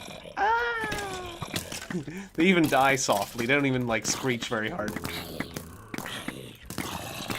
I just got the new Safe and Sound hats. Good for me. Oh, I just shot an Enderman. Okay, well, I better get my sword on. Yes, Enderman? You coming back, Enderman? No? Okay. I thought when you pissed off an Enderman, he'd haunt you. I thought he'd haunt your dreams. Hey, stop it. Stop it.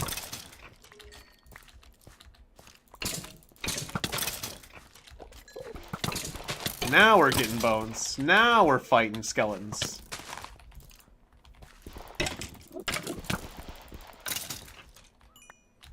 Okay. Oh. Wow. My helmet and my shoes have broke. I look even more like a pincushion.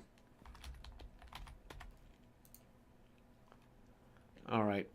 Did I have a crafting table with me? I used to. Not anymore. Okay. I was gonna say, maybe I can make myself some new armor on the spot. I could. Well, I can always make a crafting table, though, right? I have, like, the wood. No, I only have, like, 4 pieces of wood.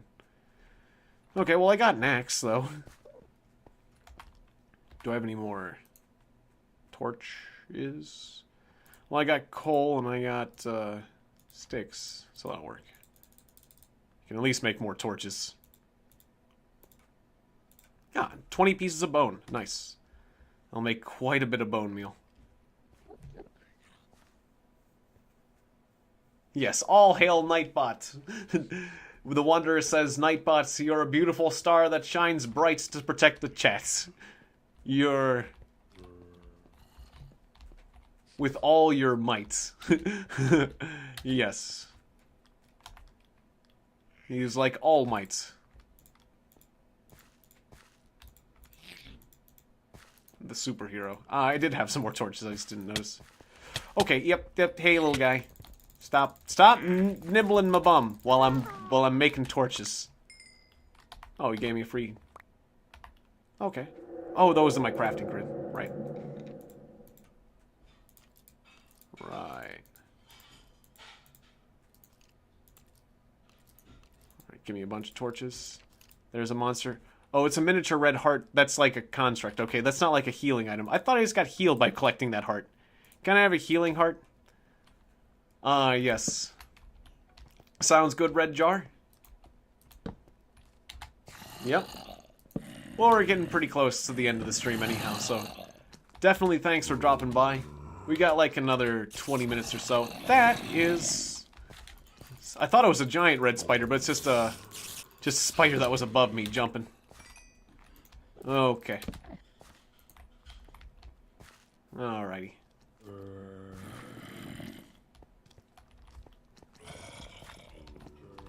It looks like there's a ton of skeletons over here. Just like through this wall, is it? Let's find out.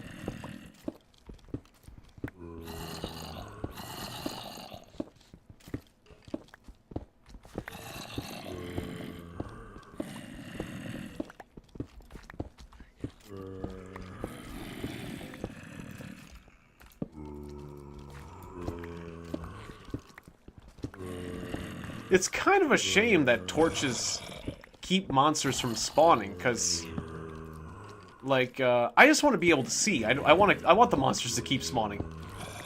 So the monster's down there.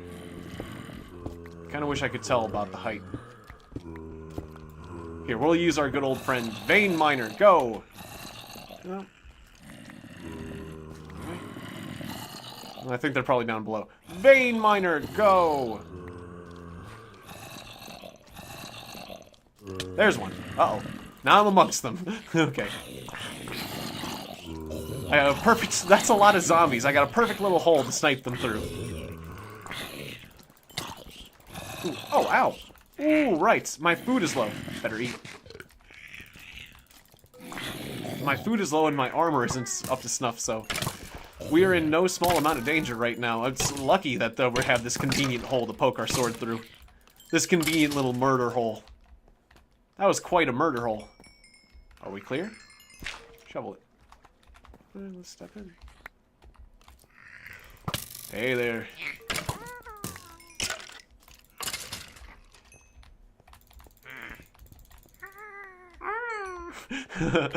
Oh.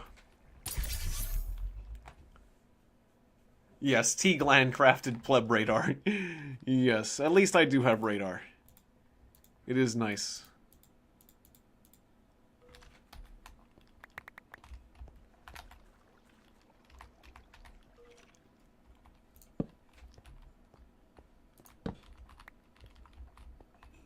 Whenever I hear the word pleb, I always think of the game Caesar 2. Just cause in that game, like Caesar, there was the whole Caesar series, but particularly in Caesar 2, you needed plebs. Yeah, like you needed plebs. But you needed plebs to like run a lot of the various social services. You needed them to run like the fire department and things like that. And so you could hire more of them as you needed. But occasionally, like, Like, I don't know, like the aqueducts would stop working, or the fire department would stop working, or the roads would fall under poor maintenance.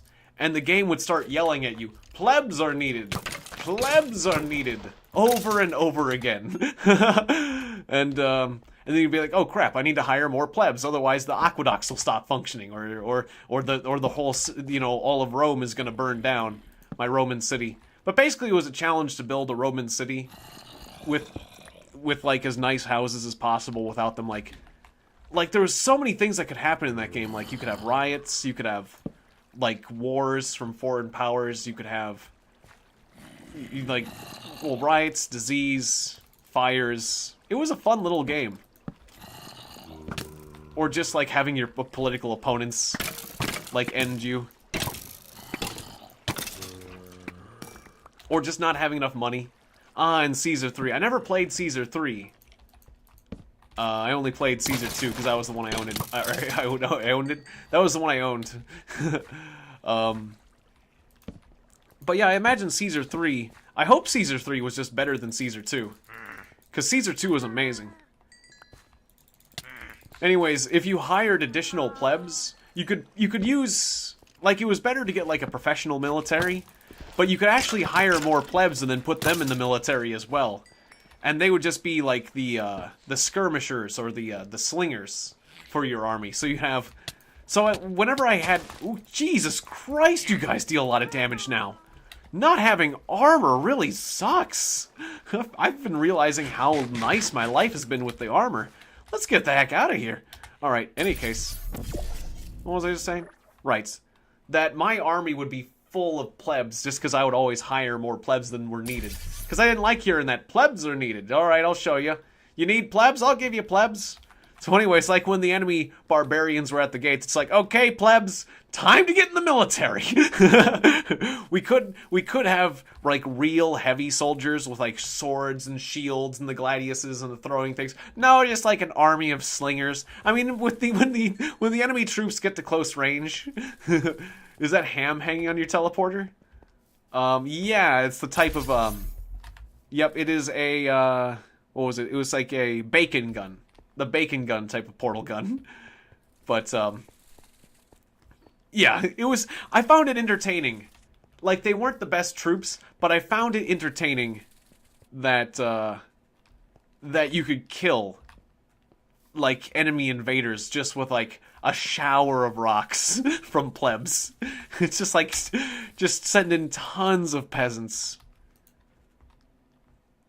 And, yeah, a lot of them would die. A lot of plebs died. I'm not gonna lie. But we would win wars that way. And no, it wasn't the most cost-effective way to win the wars either, but it was damn entertaining. It was the most entertaining way to win the fights. I'll give you that much. But no, it would have been... Yeah, ranged zombies. The thing that was nice about it is that I didn't have to invest... Well, I mean... It was sort of cost-effective, because here's the thing. Like, you didn't have to have, like, a standing army. So I didn't have to pay maintenance for the standing army all the time. But you pay, like... I'd have to pay some more in the short run, but I didn't have to pay as much in the long run. So it's like, basically, if I could keep myself from being invaded through shrewd diplomacy, or, like, walls or natural barriers or things like that, then I saved a lot of money by not having a standing army all the time. The problem is, when I actually did get invaded, I had to recruit all the plebs, and things did get a bit expensive then, especially if I started taking casualties, so... Yeah. I don't know. It's like it's a strategy that worked. It might not have been the best strategy, but it certainly worked, and it was fun. Like, whenever you do something in a game that makes it more fun for you personally, that's the right choice, I would say. Unless you really, really, really want to win. But, you give each plebeian a coin to throw, yes. Essentially. Essentially, yes. That's what we were doing.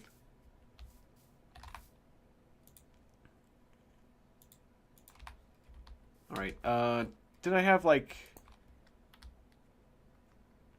Didn't I have some, like, skeleton skulls? I thought I had a pair of... Oh, yeah, there they are. 3 skeleton skulls. Alright. I'm gonna put these skulls at my house. Well, here, the zombie... That's right, the zombie heads seem to be piling up here, so I'll just slap one of those there. And the skeleton skulls can go by the skeleton, like, posters. There you go, you got, like, these skeleton skull posters.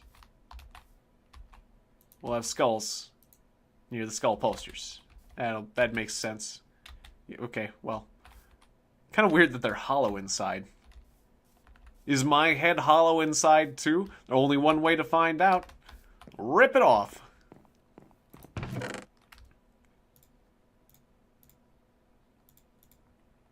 But yeah, it'd be cool to give Caesar 3 a try. Just because of all the good times I had with Caesar 2. I hope that the game's just an improvement, because Caesar 2 was incredible. So I only hope that Caesar 3 lives up to Caesar 2. Otherwise, I'm just going to go... Otherwise, I'll just have to go back to Caesar 2, because I never beat that game. Caesar 2 was just freaking hard as hell. It was a hard game. I never got through the whole game. I probably would have a better grasp of the rules, though, now that I'm older. Like, I was playing that when I was young. Like a city management game for a youngin'.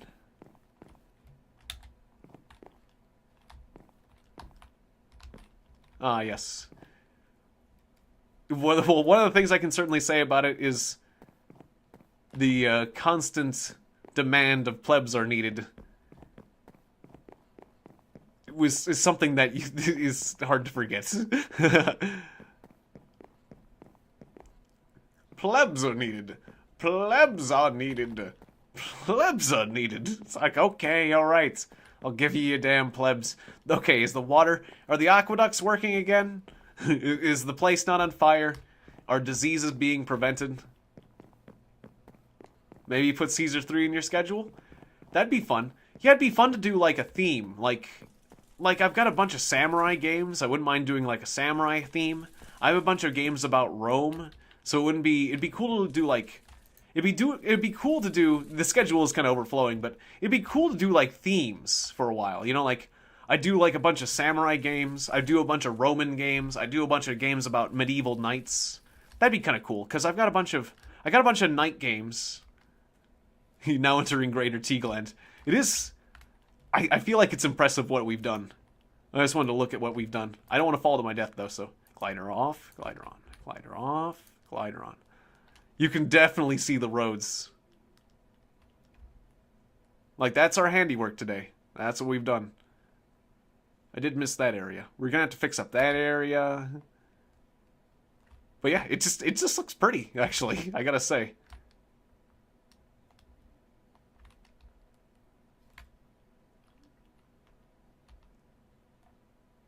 Very nice.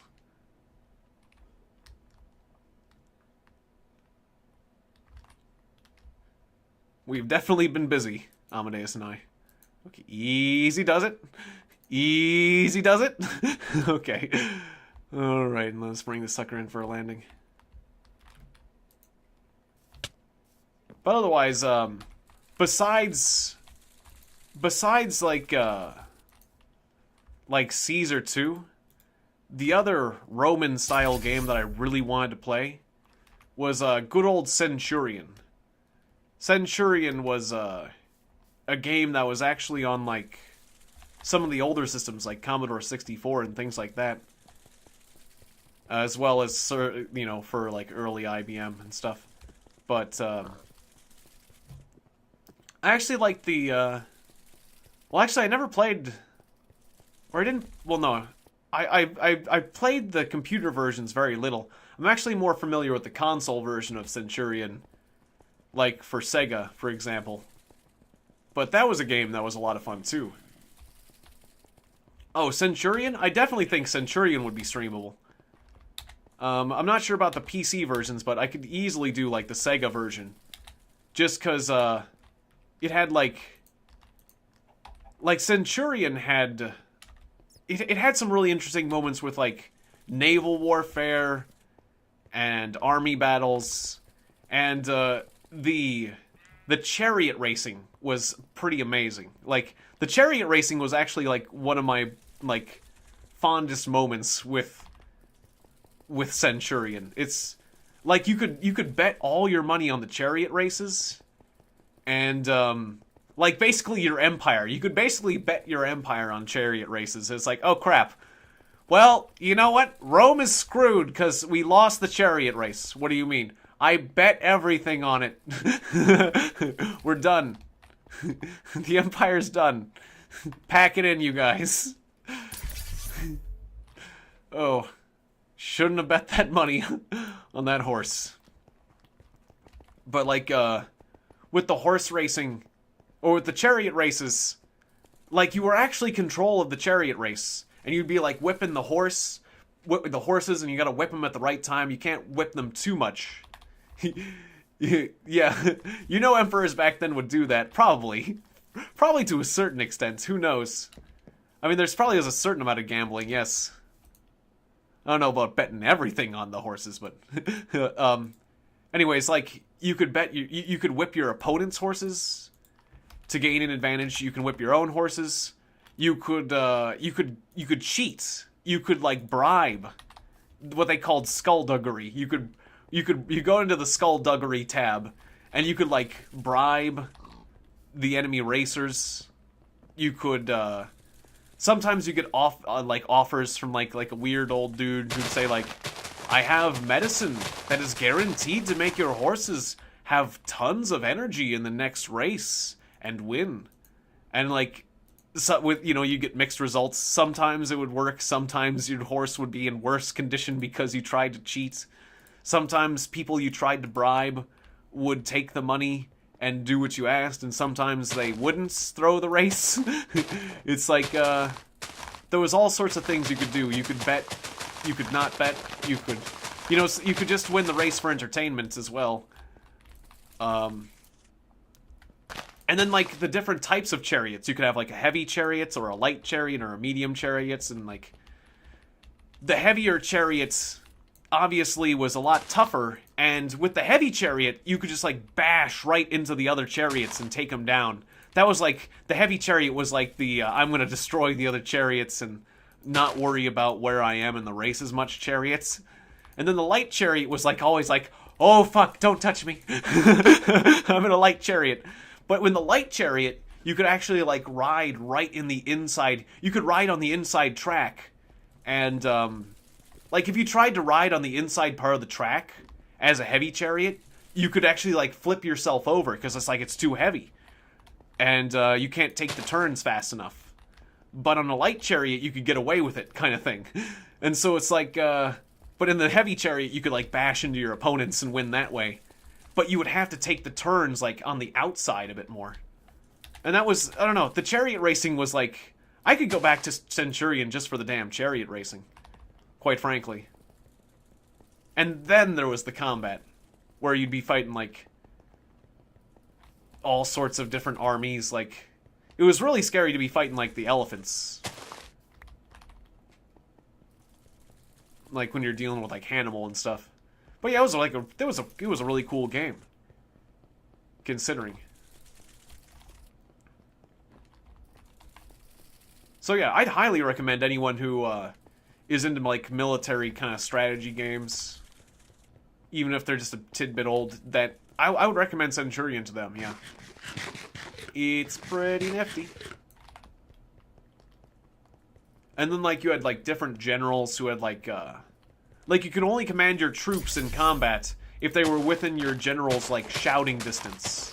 Or their influence. Like, there were certain generals who were able to, like, shout louder than other generals, basically. It depended on their, or I guess it was their ability to dispatch, like, I don't know, it was a simulation of their ability to dispatch, like messengers, or their ability to control the battlefield. But basically, like, you could only command your troops if they were close enough to your leader. So you had to move your leader closer to certain sections of your army just so you could give them orders. Otherwise, your troops would just go off and start doing crap on their own. The other option is if you can't get your leader, or they would sit there. But otherwise, depending on their level of discipline, but otherwise, if you couldn't get your leader over there, another option you had is just to, like, melee the legion, as they said. Where you would just release the entire legion to just act on its own it on their own volition. And then it'd just be like setting it to auto battle, where all the troops would just like do whatever they want, but at least they wouldn't sit there doing nothing. And then of course your commander, depending on how close they were, like if your troops are within their radius, you'd get a bonus to like their morale and stuff. But like it was an interesting concept, and it made you sad when you lost your generals with the best ability.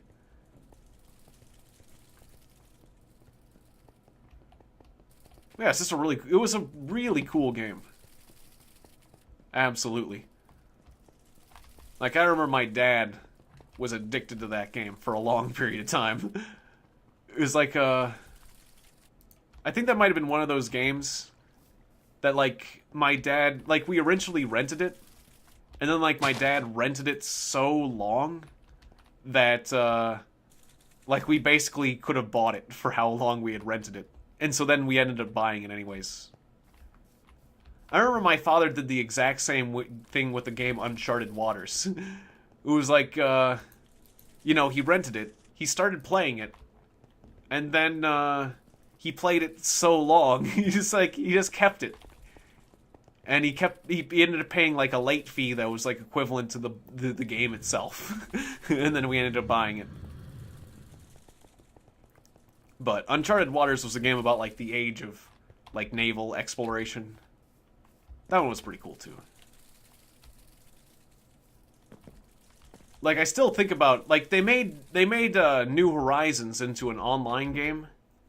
And I did play that for a while. That was pretty neat, but I still like the original better just because, well, like, they made Uncharted Waters, or wait, they made New Horizons, the sequel to Uncharted Waters, into an online game. And the thing is, like, those online games, those MMORPGs, they expect you to grind a bit more than your typical kind of game. So it's like, you were sailing around the world, but, like, the sailing time actually started to take, like, well, here's the idea. I had a pretty fast ship in that online game, but to sail from England to, like, India, like, to do the spice trade, it took, like, a whole day. And it's like, I just did, like, one bit of a trade route, and I'm sailing in a game, like, several hours, and you got, like, a shitload of money in-game, but it's like, that's almost too realistic. It's like, you know, like Okay, got it. The thing looking pretty decent right now. I see that. It's a nice pit you got there. Indeed it is. Oh, no crap. Wait. Oh, it was going up for a little bit. Oh, as if you press backwards? You can kind of go up with a little bit with the hang glider. But then you start going down again, right? Okay, so if you go fast in the hang glider, then you press backwards, you go up a bit? No? Ah, never mind. Anyways, because I was a huge fan of Uncharted Waters and New Horizons, I love that online game of the same name. But it took way too long to do anything. Whereas the game Uncharted Waters, like, you could actually get things done. You could actually get things done in that game because it was a single-player game and they wanted to actually entertain you. Whereas, you know, in MMO, they want to entertain you, but they want to keep you coming back for more. So, it's like, yeah, I don't know. It's just too realistic, exactly. If you can't fast-forward in realistic games, it can be such a bother. Exactly.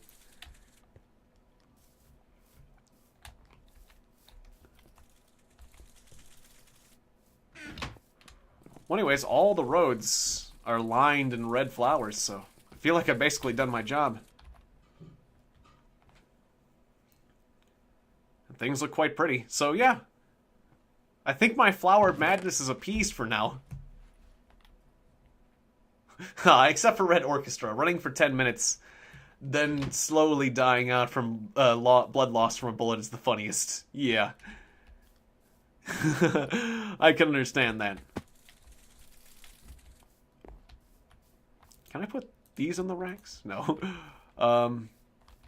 Okay, so I'll just plant the rest of these right here. What the heck? There we go. There's all my petals gone. This will be a pretty good place to wrap things up, I would say. But yeah, even though I've got a lot on my to-do list, I definitely want to play some of those older games. I definitely want to play some Centurion or finish up New Horizons. Like those games in particular. Or Caesar 2. Any of those would be great. There's also like a game about knights that I wanted to do. That was like called Conqueror. So there is still quite a few old DOS games that I've been wanting to get back to.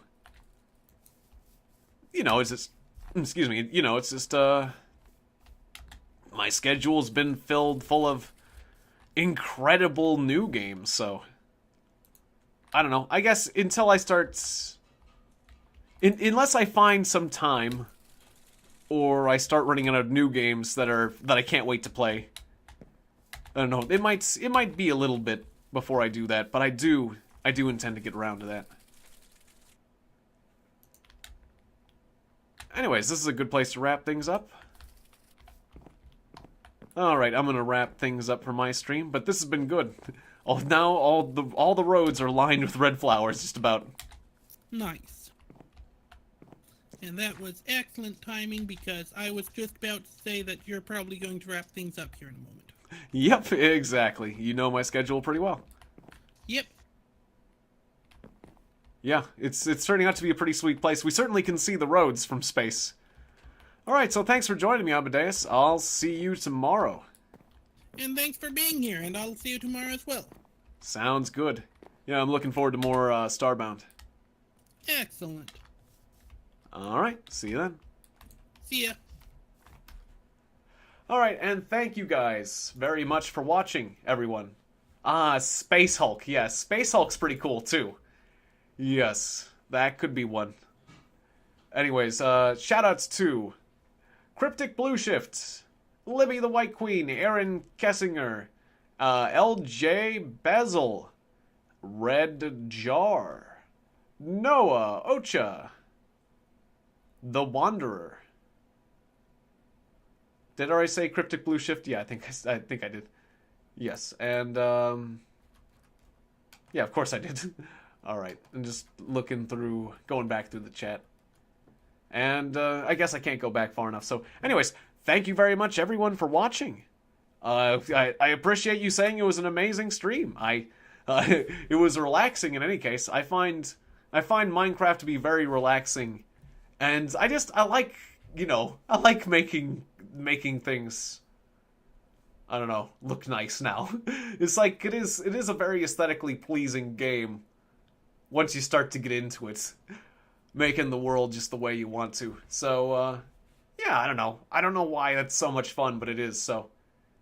Yeah, I mean, I wasn't into the idea when I started, but, you know, here we are. So, yeah, thanks again for watching, everyone, and I'll see you tomorrow for more Don't Starve Together and more Starbound. So, thanks again. See you then. Bye-bye. Oh, and I guess as a moral, do whatever you want in life, as long as you have fun. And, you don't hurt anyone else. But as long as you're not hurting anyone, do what makes you happy. Make your world a better place in those little ways that, makes you happy. You know, whether it be just goofing off or customizing your living environments so that it suits you better. Whatever it is. Find something to make yourself happy and do it. Yes. Sounds good. Alright. See you tomorrow. Bye-bye.